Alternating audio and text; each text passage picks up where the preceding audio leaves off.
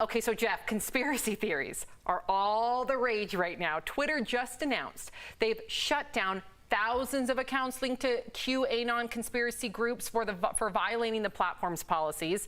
So this is a topic that John Oliver addressed on his show this past Sunday. I want you to take a look.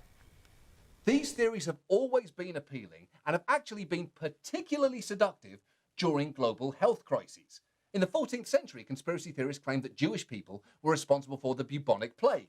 The only difference now is that our current pandemic is coming in the age of the internet, when it's not only easier for people to do bad research and spread their results, but it's also possible for them to make material look startlingly authoritative.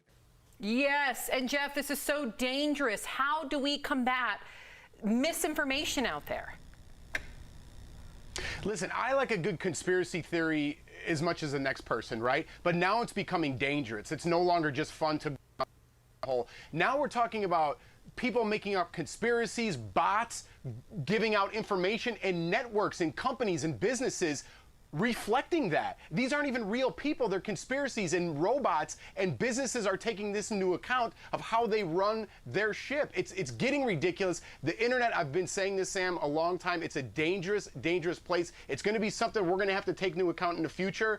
And I mean, I don't know what to do with this whole Twitter thing, especially. I mean, social media in general, but Twitter specifically sticks out for me. It's crazy out there. Yeah, because even though there's a lot of great elements to social media, we've seen it with social justice, Al.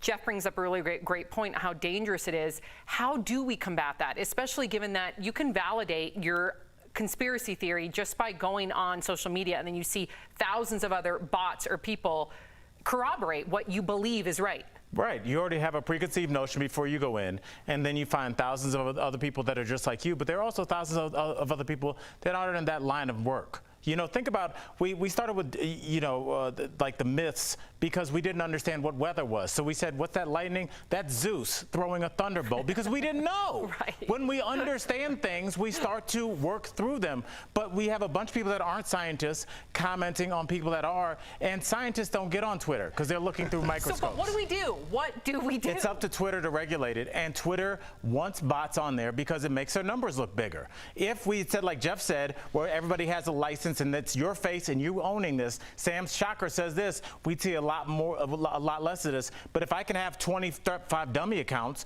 that say whatever I want to say, there's no skin off my back. So true. Yeah, Jeff's whole theory, or idea rather, I love that idea. Having your license attached, there you go. You're then accountable.